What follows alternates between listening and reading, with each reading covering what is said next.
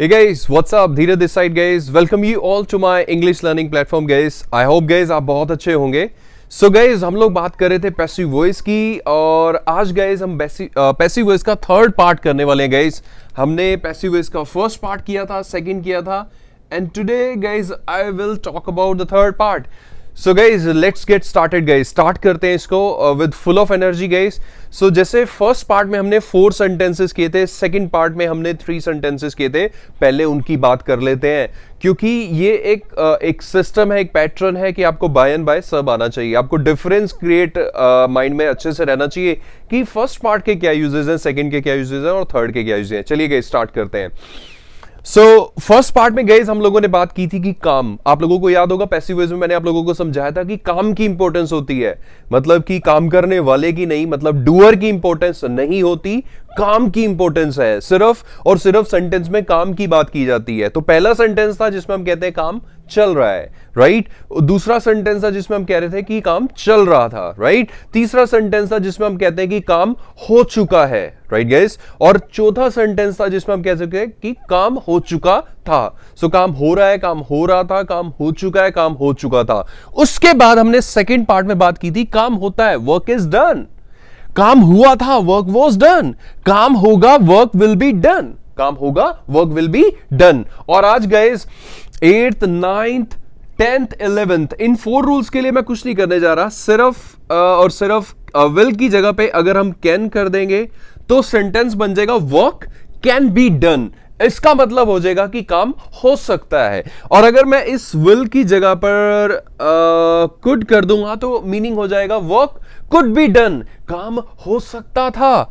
और अगर मैं इस विल की जगह पे गाइस शुड कर देता हूं, राइट, सो इसका मतलब एडवाइस की सेंस में चला जाएगा कि काम होना चाहिए, मतलब ऐसा होना चाहिए, राइट. और अगर मैं यहां पर गाइस यूज्ड टू लगा दूंगा तो इसका मतलब बन जाएगा कि काम हुआ करता था, मतलब कि long past, work used to be done, ऐसा हुआ करता था, राइट गाइस. चलिए एक काम करते हैं, सेंटेंसेस बनाते हैं गाइस. तो हमारा एक तरह से 8th सेंटेंस, ये हमारा 9th सेंटेंस, ये हमारा 10th और ये हमारा 11th सेंटेंस हो गया आज के लिए. और गाइज मैं आप लोगों को बता देता हूं कुछ एक बेसिक सी चीजें हैं, जैसे अगर हम मे लगा देते हैं, माइट लगा देते हैं और अगर हम मस्ट लगा देते हैं, ये भी तो मोडाल्स हैं. सो ये भी लगाकर हम सेंटेंसेस बना सकते हैं. विल की जगह पर अगर हम मे लगा दें, so work may be done, इसका मतलब काम शायद होना चाहिए, राइट.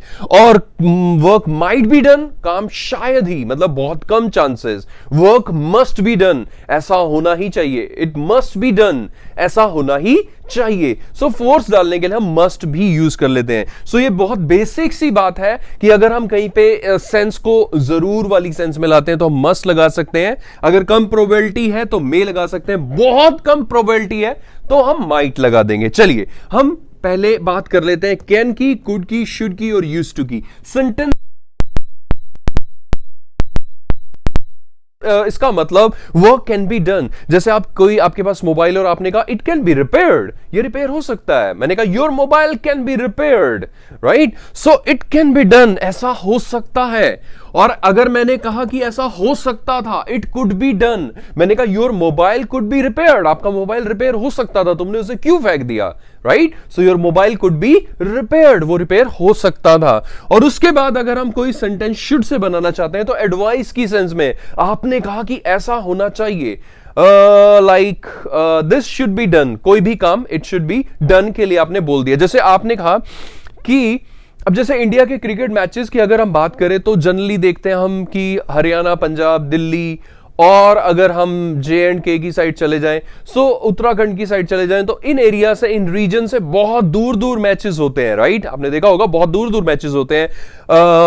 आपके साउथ साइड में मैचेस होते हैं, वेस्ट साइड में होते हैं, ईस्ट साइड में होते हैं, बट कभी भी नॉर्थ का जो रीजन है वो मिस रह जाता है. तो आपने कहा यार international matches should be played here, या international matches should be played in north India, right. Cricket matches should be played here, kind of this guys. और जैसे कोई एरिया आपको सेफ नहीं लगता, राइट, तो उसके लिए आप कह सकते हैं कि international matches should not be played here, right guys, यहां पे इंटरनेशनल मैचेस नहीं खेले जाने चाहिए, राइट, कुछ इस टाइप से। सो बहुत सारे कामों के लिए हम एडवाइस देते हैं कि ऐसा होना चाहिए, right. So like this guys, जैसे कोई चीज किसी सेंस में आपने बोला इट शुड बी रिप्लेस्ड, ये रिप्लेस होनी चाहिए, राइट। आपने कहा पार्टी सेलिब्रेट होनी चाहिए, पार्टी शुड बी सेलिब्रेटेड, कुछ इस तरीके से गाइज। और अगर ऐसे बहुत सारी एडवाइसेस, बहुत सारी सजेशंस आप दे सकते हैं कि ऐसा होना चाहिए। आपने कहा सर आज तो पार्टी सेलिब्रेट होनी चाहिए, तो party should be celebrated today, right. तो आपके माइंड में आइडियाज होने चाहिए, राइट। आपने कहा this room should be painted,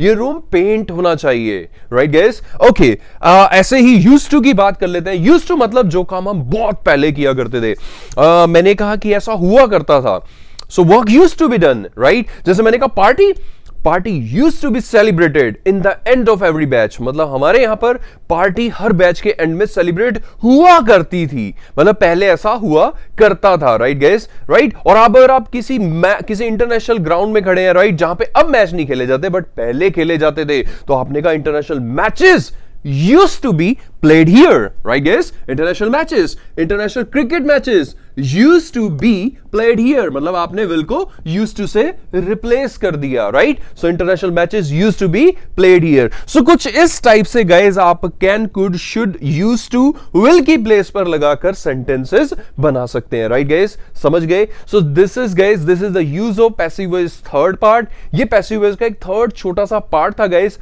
अब guys जो नेक्स्ट वीडियो मैं पैसिव वॉइस पे बनाने वाला हूं, उसमें मैं पैसिव वॉइस को बहुत ही डिटेल्ड वे से, और कहने का मतलब थोड़े थोड़े हर एक पार्ट का ब्रीफ लेके और काफी कुछ कवर अप करने वाला हूं। और अभी तक हमने 11 सेंटेंसेस किए हैं, इन सब में हमने रिप्लाईज की बात की है। अब मैं आप लोगों को उनमें बताने वाला हूं कि क्वेश्चनिंग कैसे की जाती है, right guys.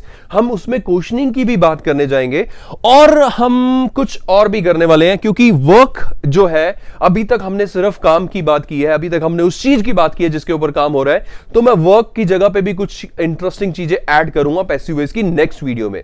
So guys this is all. So आपने सेंटेंसेस सोचने हैं कि कैन के साथ वर्क कैन बी डन, काम हो सकता है, वर्क कुड बी डन, काम हो सकता था, वर्क शुड बी डन, काम होना चाहिए, ऐसा होना चाहिए, work used to be done, ऐसा हुआ करता था, राइट, कोई भी काम ऐसा हुआ करता था, सो उसके लिए आप बोल देंगे work used to be done. So will को सिर्फ इन मोडाल से हमने रिप्लेस कर दिया, और हमारे सेंटेंस की सेंस चेंज हो गई, और हमारा पर्पस फुलफिल हो गया, और कुछ नए सेंटेंसेस हम लोगों ने बना लिए, right guys. So guys this is all about the passive voice third part. अपने सेंटेंसेस सोचने हैं,